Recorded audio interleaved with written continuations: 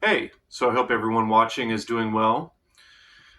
And I wanted to share with everyone my experiences of going to Berklee, specifically the main takeaways. And I graduated from there 21 years ago. And leading up to going to Berklee, I initially got the inspiration to go there because when I was a teenager, Steve Vai was one of my heroes. And in interviews, he talked about going there. So that's what first planted the idea in my head. And then requested to get brochures and the pamphlets and the books and everything from Berklee to get information about the school. And so they mailed me stuff to check out. And then as I started to get into studying jazz at this one music store, some of the teachers and the owner himself went to Berklee, and this guy that was a little bit older than me was studying there. And so I was around these people, these really good musicians that also went there and talked about it and how much they really value the fact that they went there. And then also while I was getting into jazz, I started to learn that, these guitar players that became my heroes over time, like Mike Stern, John Schofield, Bill Frisell, Wayne Krantz, and then the fact that Pat Metheny taught there. So all these guys went to Berklee, and so I was looking up to these guys and listening to their records. So that was even more motivation to want to go there. And before going there, I was taking guitar lessons, private lessons, and then I was also taking courses at colleges in my city here in Sacramento, California. And I was taking classes with a world class jazz pianist named Joe Gilman. And so I did that for about 4 semesters. Yeah, it was 4 semesters. So when I entered Berklee, and I should say before going there, I was sending them tapes to get scholarships. And I ended up getting half of a scholarship. And I can't even remember what it cost back then, but it was expensive back then. So, of course, it's going to be more expensive now. But yeah, I got half of a scholarship, and which was a big help because Boston is an expensive city just to live in, and so that really helped. And when I got there at Berklee, they have placement exams where you can.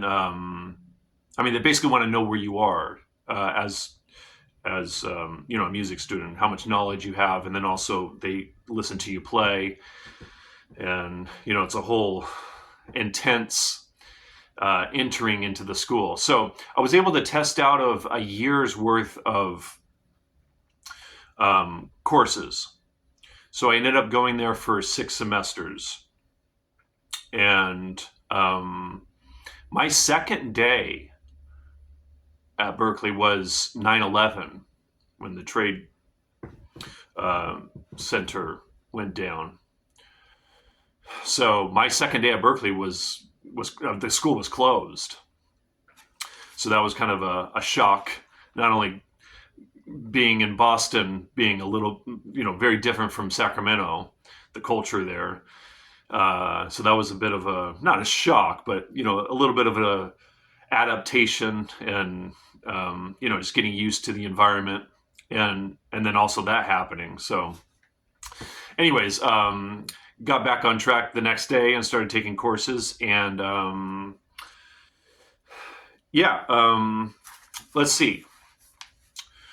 One of the big things I learned there and acquired is the ability to play with jazz language, specifically bebop language. All the teachers and all those musicians, except for Steve Vai that I mentioned, learned how to play bebop, and I really I wanted to get to a level where I was considered a credible jazz musician, and that was an important part of the equation was getting that kind of vocabulary. in my hands and in my ears and everything. So uh, one teacher in particular really helped me with that one, and I'm going to talk about him in one of the other areas. So that was a big one that I got. And another thing that was really helpful was my private teacher, Bruce Bartlett. He, among other teachers I'm going to talk about, helped me to hear all the different functions. So before I got to Berklee, I had already, studied ear training and was able to hear, like, if someone played me two notes, I could tell what those two notes were as far as the interval, whether melodically or harmonically. I could tell you it was a minor six or a whatever interval it was, major seven. So I can hear that. But I couldn't hear, like, if someone played, like, if I played a chord and then someone played a single note above that chord, I wasn't able to identify. I mean, maybe occasionally I could, but I wasn't able to identify, like, oh, that's the sharp 11. So I learned how to do that.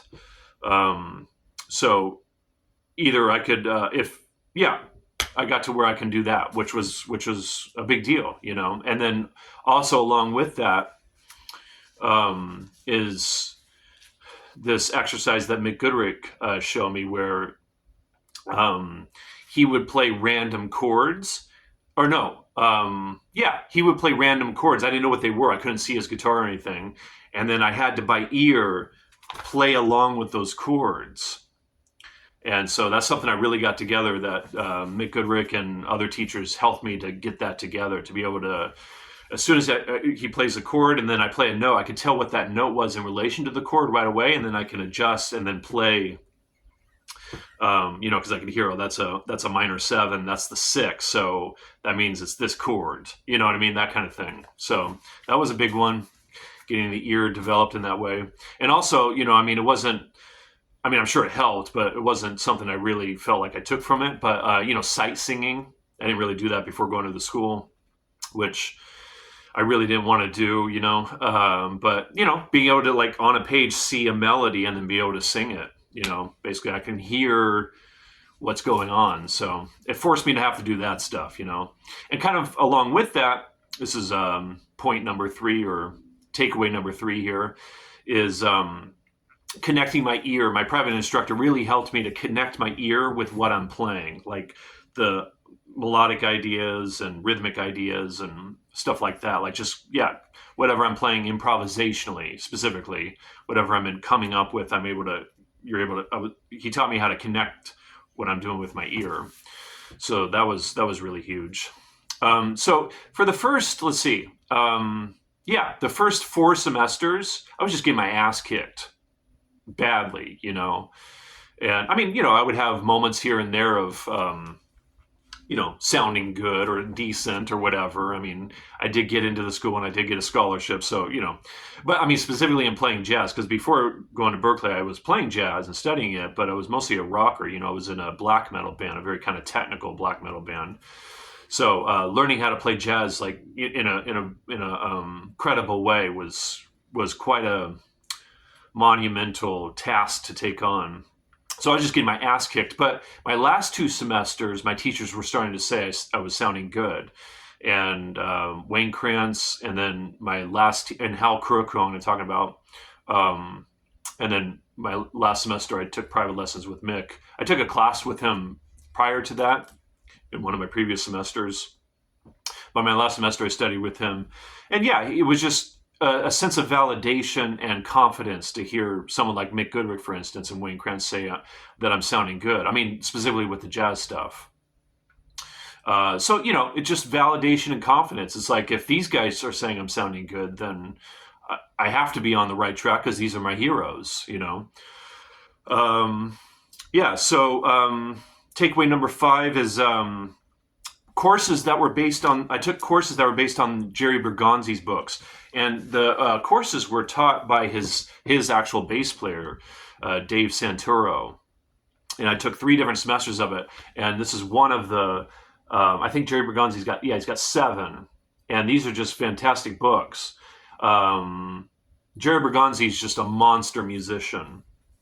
For any of those that are familiar with Michael Brecker. Michael Brecker said that Jerry Bergonzi, when Michael was alive. Jerry Bergonzi's the greatest saxophonist alive.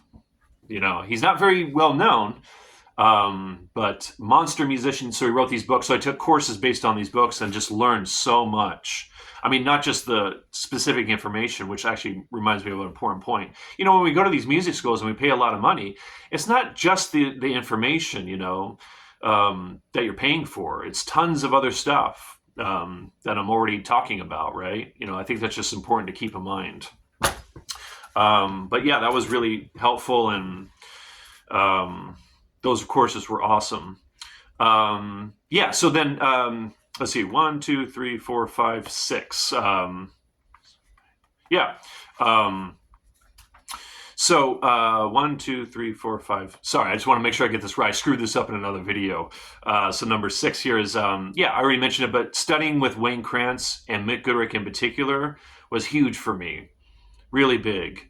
You know, I already looked up to those guys, was already listening to their records before going there. And, you know, they're both, especially Mick Goodrick, such a legendary musician. You know, he taught Mike Stern and Bill Frisell and these other guys. You know, he was the guy that really started a new way of playing jazz. So, and he was a genius. But yeah, just being around those guys, studying with them, having them hear what I'm doing, you know. And then also one of my private instructors that I had for some semesters is this guitar player named Bruce Bartlett. And he's not well known, but monster musician. And he, you know, for instance, he played with musicians in Alan Holdsworth's band, like Steve Hunt, the keyboard player. And Bruce really helped develop my ears. He's the one that helped me to hear the functions against a chord, or even just like he would go to the piano and I couldn't see what he was doing, and he would play a root below and then play 1 or 2 notes above, and I had to just identify, oh, that's D flat and F sharp that you're playing on top of this, you know, that kind of thing. He got me into doing that, hearing that stuff. But he helped me a bunch. Like he had me transcribe some Bill Evans stuff, and he really pushed the Bill Evans stuff on me, and really got me into Bill Evans in a way that I was already familiar with Bill Evans, but he really got me to kind of get into Bill's music even more. And, you know, I just learned a ton from Bruce.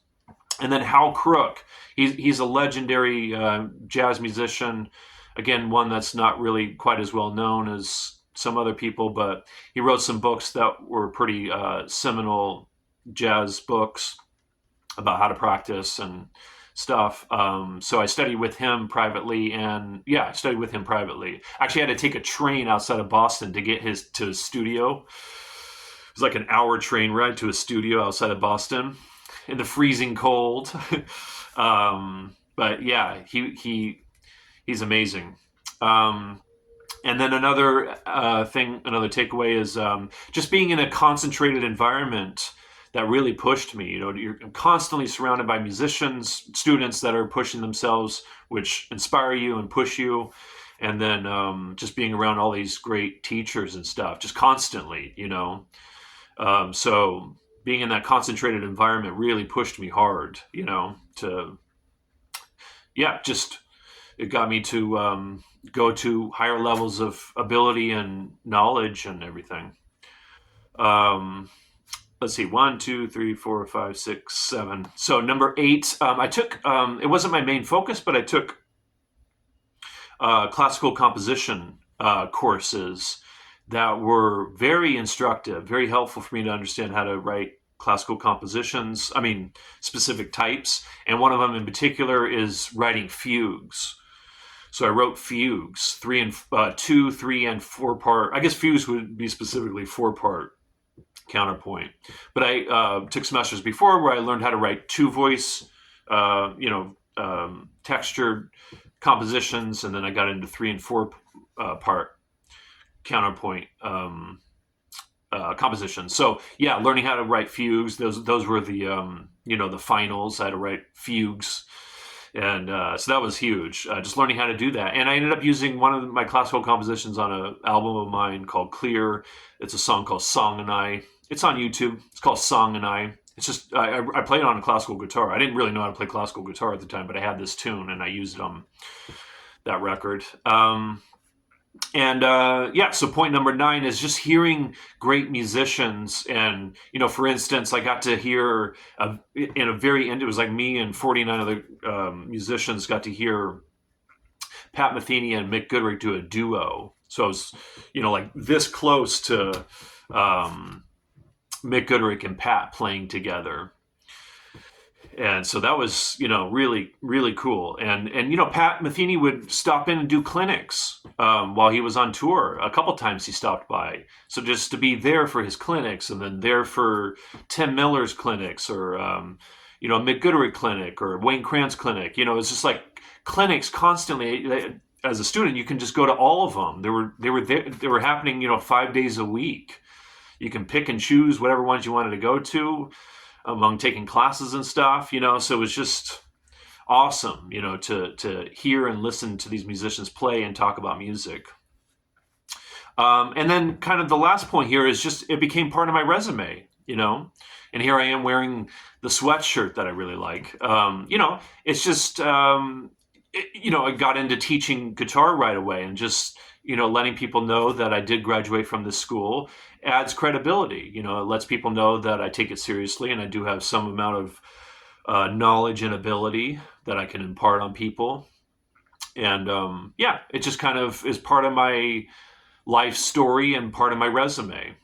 And I wanted to mention this at the beginning of the video, but this is the reason I'm holding this guitar. This is the guitar I had from the age of 15 to 22. This is the guitar that I used at Berklee. It's a signature Joe Satriani guitar. Um, and yeah, so this guitar was really important to me. I got it initially when I was 15 because Joe Satriani was my main inspiration at that particular time. And yeah, and then just kind of other things, like I moved there with my girlfriend at the time. And, we would go to restaurants and go to the top of the Prudential building and see the city from way up above. And, just really cool life experiences, just being in that city that I wouldn't have gone there. I wouldn't have lived there had I not gone to that school, So it's like these experiences that we get. All right, well, I'll leave it there. Wanted to just share some of that. It was an important part of my life and still is. I'm still learning from the teachers I had. I mean, in terms of remembering things that they told me to work on or how to think about music, it still influences me to this day. And yeah. All right, I'll leave it with that. Thanks for listening and watching.